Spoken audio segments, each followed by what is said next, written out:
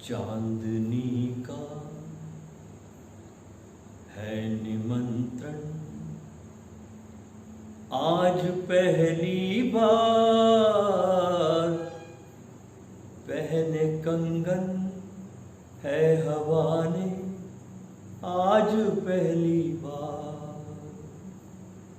चांदनी का है निमंत्रण, आज पहली बार पहने कंगन है हवा ने, आज पहली बार। कह रहा है भेद मन का मधुप कलियों से, कह रहा है भेद मन का मधुप कलियों से। सुरभि ने देखा है दर्पण आज पहली बार, सुरभि ने देखा है दर्पण आज पहली बार। चांदनी का है निमंत्रण, आज पहली बार पहने कंगन है हवा ने, आज पहली बार। झूम जाना चाहते हैं टहनियों पर फूल, झूम जाना चाहते हैं टहनियों पर फूल। किया कांटों ने समर्थन आज पहली बार, किया कांटों ने समर्थन आज पहली बार। चांदनी का है निमंत्रण, आज पहली बार पहने कंगन है हवा ने, आज पहली बार। बांसुरी से गीत की होती सगाई है, बांसुरी से गीत की होती सगाई है। लग रही है धूल चंदन आज पहली बार, लग रही है धूल चंदन आज पहली बार। चांदनी का है निमंत्रण, आज पहली बार पहने कंगन है हवा ने, आज पहली बार।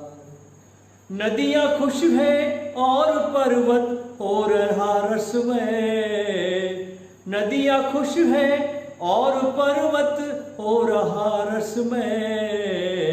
बन गया त्योहार जीवन आज पहली बार, बन गया त्योहार जीवन आज पहली बार। चांदनी का है निमंत्रण, आज पहली बार पहले कंगन है हवा ने, आज पहली बार पहने कंगन है हवा ने, आज पहली बार। ऐसे तो वर्ष में 12 पूर्णिमाएं आती है, लेकिन शरद पूर्णिमा अपने आप में बहुत बहुत अनूठी है। ऋतु के परिवर्तन को इंगित करने वाली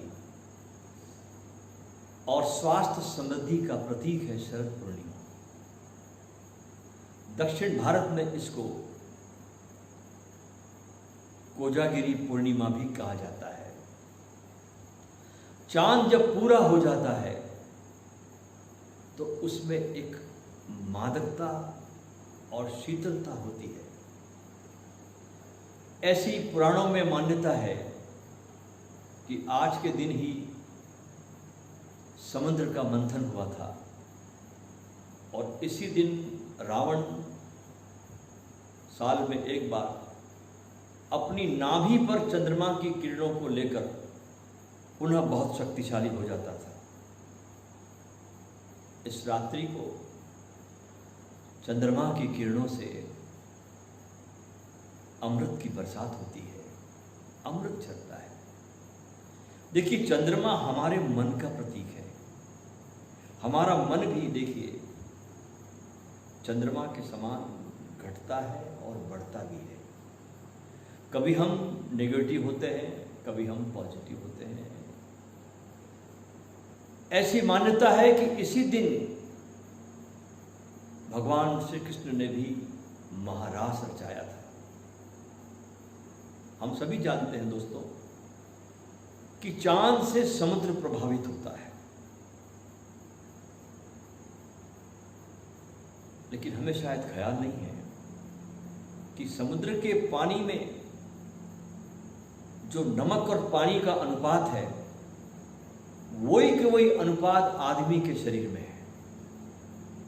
और अगर समुद्र का पानी प्रभावित होता है इस चांद से, तो आदमी के शरीर का भीतर का पानी क्यों प्रभावित नहीं होगा?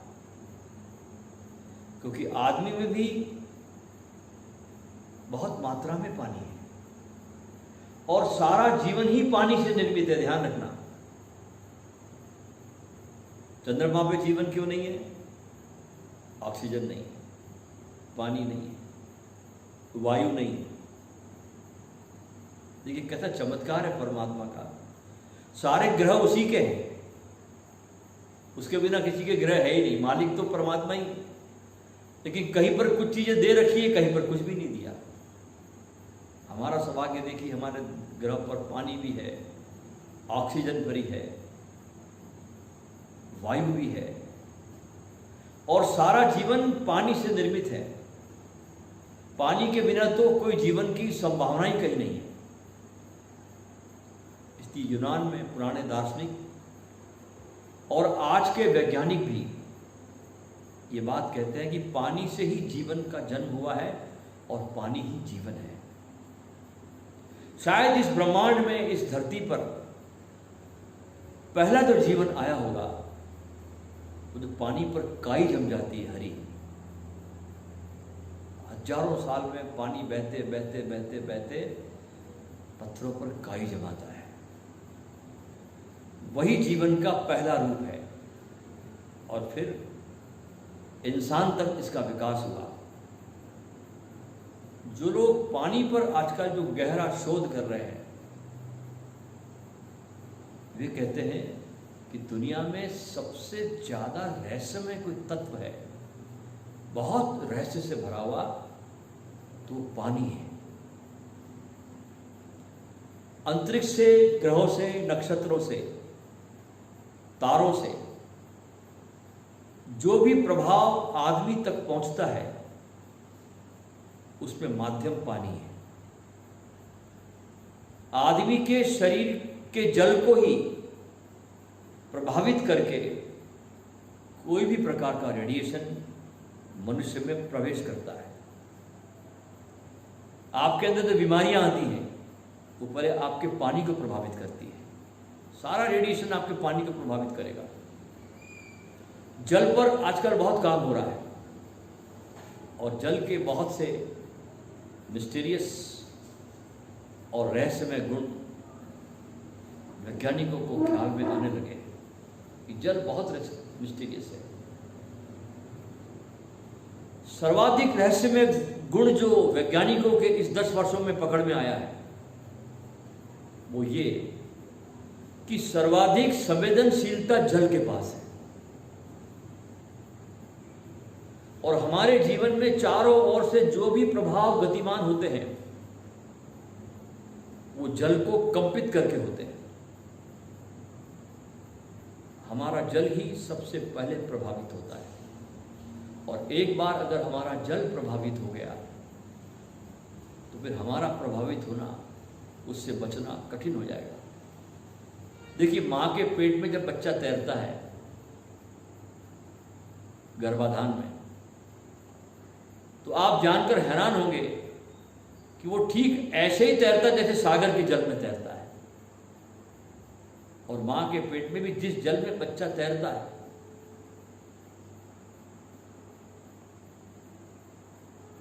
उसमें भी नमक और पानी का वही अनुपात है जो सागर में।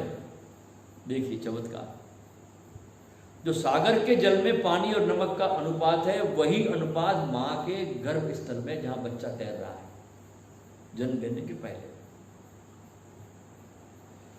ये जानकर भी आप हैरान होंगे कि मां और उसके पेट में बनने वाले प्रभाव जो बच्चे तक पहुंचते हैं उस गर्भावस्था में, वे जल के माध्यम से पहुंचते हैं। जल समझो कि एक बेतार का तार है जिसके द्वारा सब प्रभाव बच्चे तक पहुंच रहे हैं। वैज्ञानिकों ने इधर सागर की बहुत सी मछलियों का अध्ययन किया। अब देखिए कितना चमत्कार, देखिए अध्ययन में क्या बात सामने आई कि जब सागर उतरता है, तो उसकी लाट उतरती है, तो मछलियां सागर के किनारे पर आकर अंडे रख जाती है। 15 दिन में फिर सागर की लहरें फिर उस जगह आएगी जहां अंडे दिए हुए। तब तक 15 दिन में अंडे फूटकर चूजे बाहर निकल जाएंगे मछलियों के। आने वाली लहरें 15 दिन के बाद जो आएगी वो उन चूजों को वापस सागर में लेकर जाएगी। चमत्कार देखिए कैसा खेल है। जिन वैज्ञानिकों ने इन मछलियों का अध्ययन किया है वे बड़े हैरान हो गए, क्योंकि मछलियां सदा ही उस समय अंडे देने आती है जब सागर का तूफान उतर रहा होता है। मछलियां किनारे पे आती है, तूफान उतरता है, एक एक मिनट पे लहरें कम हो रही है और उस लहरों में अंडे देती जा रही है रेत में। और 15 दिन के बाद वापस जब तूफान आएगा किनारों पे जाने वाला, तब तक वो चूजे निकल जाएंगे मछलियों के, रेत में पड़े रहेंगे, सागर उसको फिर से समुद्र में लेके चला जाएगा। क्योंकि चढ़ते तूफान में अगर अंडे दे देती है तो अंडे टूट जाएंगे, अंडे से बच्चा पैदा नहीं होगा। एक एक कदम सागर की लहरें पीछे हटती जाती है, वो जहां अंडे देती है, और वहां पे लहर दोबारा नहीं आती। वो 15 दिन के बाद आएंगे, चूजे बाहर आ जाएंगे। वैज्ञानिक बहुत हैरान और परेशान रहे हैं कि मछलियों को कैसे पता चलता है कि सागर में उतरेगा, कि सागर के उतरने की घड़ी आ गई। ये मछलियों को मालूम कैसे पड़ता है? वैज्ञानिक हैरान हो गए, क्योंकि जरा सी भी अगर मछली ने भूल कर ली, कोई चूक गई, समय का भान नहीं रहा मछलियों को, तो अंडे सब बह जाएंगे। और इन लाखों साल में मछलियों ने कभी भूल नहीं की। देख रहे हैं, लाखों साल, इतने सालों से सागर लहराता है, तूफान में आता है, अंडे दे जाती है मछलियां। 15 दिन के बाद फिर आता है, अपने माल को फिर अंदर ले जाता है। कभी चूक नहीं हुई मछलियों से, नहीं तो वे खत्म हो गई होती, उनकी प्रजाति नष्ट हो जाती। कभी उन्होंने भूल नहीं की। इन मछलियों के पास लेकिन क्या उपाय है जानने का? इनके पास कौन सी ऐसी इंद्री है, अति इंद्री इनके पास है, कि जो इनको बताती है कि अब सागर उतरेगा। लाखों मछलियां एक क्षण में किनारे पर इकट्ठी हो जाएगी। जरूर इनके पास कोई न कोई परमात्मा का दिया हुआ कोई सूचना का यंत्र, कोई सांकेतिक यंत्र होना ही चाहिए मछलियों के पास। जो अध्ययन करते हैं वैज्ञानिक, उनका कहना है कि चांद के अतिरिक्त और कोई उपाय नहीं है मछलियों तक संदेश पहुंचाने का।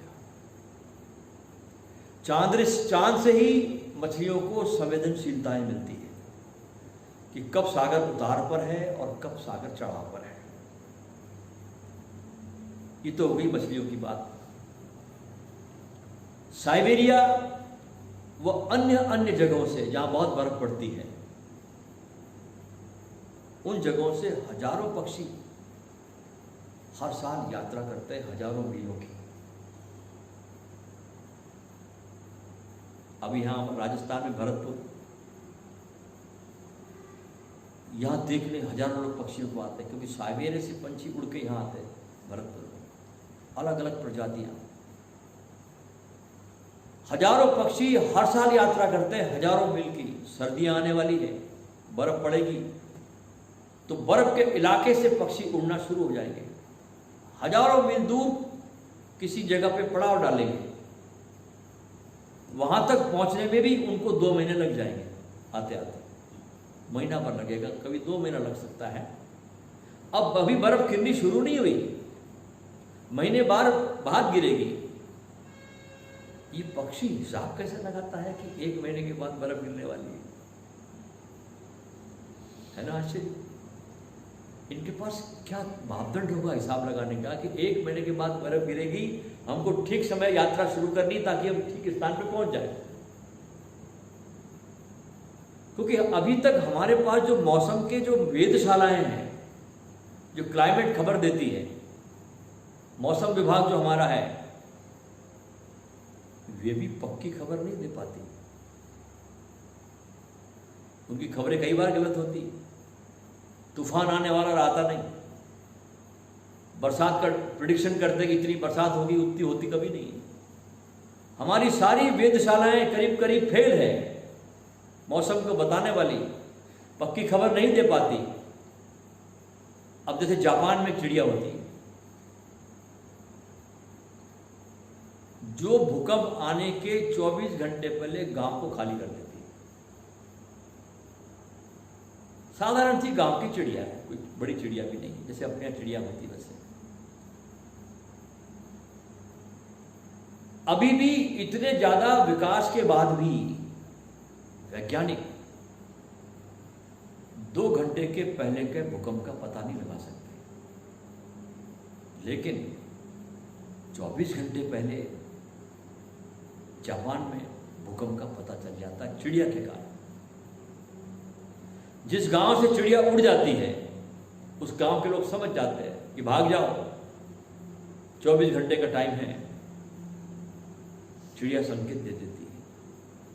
अब सवाल ये उठता है दोस्तों कि चिड़िया को, मछली को कैसे पता चलता होगा।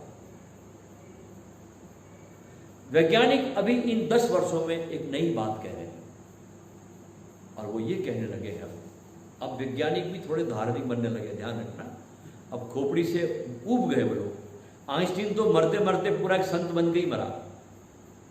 उसका एक बड़ा सुंदर सा पत्र है, कभी चर्चा करूंगा उसकी मैं। उसने एक पत्र अपनी लड़की के नाम बड़ा सुंदर लिखा है अंतिम समय में।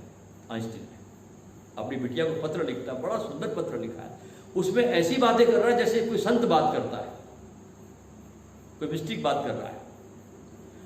10 वर्षों में वैज्ञानिक नई बात कह रहे हैं, और वो ये है कि प्रत्येक प्राणी के पास ऐसी एक अंतर इंद्रिय है जो जगत के प्रभावों को अनुभव करती है। शायद मनुष्य के पास भी है ये इंद्रिय, लेकिन मनुष्य ने अपनी बुद्धिमानी से उसे खो दिया है। मनुष्य एक ऐसा अकेला प्राणी है धरती पर जिसके पास बहुत सी चीजें हैं जो उसने अपनी अति बुद्धिमानी में खो दिया है, और बहुत सी चीजें उसके पास नहीं थी। उसने बुद्धिमानी में उन चीजों को जो नहीं थी उसको पैदा करके खतरा मोल ले लिया है। आने वाले समय में मनुष्य की बुद्धिमानी से धरती पर बहुत बड़े बड़े खतरे मंडरा रहे हैं। उसकी चर्चा करनी भी मुश्किल है। अब जो जो पढ़ते हैं, जानते हैं, तो मालूम पड़ता है कि आने वाला समय इस मूर्ता भरी बुद्धिमानी से बहुत खतरनाक टाइम है। लेकिन छोटे छोटे प्राणियों के पास, चिड़ियाओं के पास, मछलियों के पास, कीड़े मकोड़ों के पास, पतंगों के पास, तितलियों के पास संवेदना के उनके पास अंतर स्रोत है, और अब इसके वैज्ञानिक आधार भी मिलने शुरू हो गए। ये अंतर, इस अंतर के जो स्रोत है वे इस बात की स्पष्ट खबर लाते हैं कि पृथ्वी पर जो जीवन है सबका, कीड़ों का, मकोड़ों का, मनुष्यों का, सर्पों का, पशुओं का, मनुष्यों का, पक्षियों का, ये आइसोलेटेड नहीं है, ये अलग से पृथक नहीं है। ये सारे ब्रह्मांड से सबका जीवन संयुक्त है, सब जुड़े हुए हैं। कहीं भी कुछ घटना घटती है तो उसके परिणाम सारे मनुष्य जाति पर होने लगते हैं। कुछ भी घटना जगत में कहीं भी घटी, उससे मनुष्यता अछूत नहीं रहने वाली, अछूती नहीं रहने वाली। आप ये नहीं कर सकते आने वाले समय कि हमको क्या करना है, तो चाइना में हो रहा है, वो तो यूरोप में हो रहा है। हम सब संयुक्त हैं, जैसे जैसे ऐसे संयुक्त है। हम समझिए, देखिए कि आपका घर है, आपके घर के सामने किसी ने कचरा जला दिया और आपके घर में धुआं आता ही। आप ये तो नहीं कह सकते ना कि मैंने तो कुछ किया नहीं, मैं तो इसका करता नहीं, लेकिन धुआं तो फिर भी मिला आपको, आप उससे बचे नहीं। ऐसे जगत में हर चीजों से हम संयुक्त हैं। एक एक मनुष्य को बुद्धि देनी होगी, काम बहुत कठिन है, ये भी ध्यान रखना। एक एक के माइंड को बदलना होगा, एक एक के बुद्धि को थोड़ा सुबुद्धि बनानी पड़ेगी, जिसकी उम्मीद तो कम नजर आती है, लेकिन फिर भी जो जागे हुए लोग हैं, जिनके पास थोड़ा बोध है, वे कम से कम लोगों को कैसे उनके भीतर सुबुद्धि पैदा हो, इसके प्रयास में रात और दिन लगे।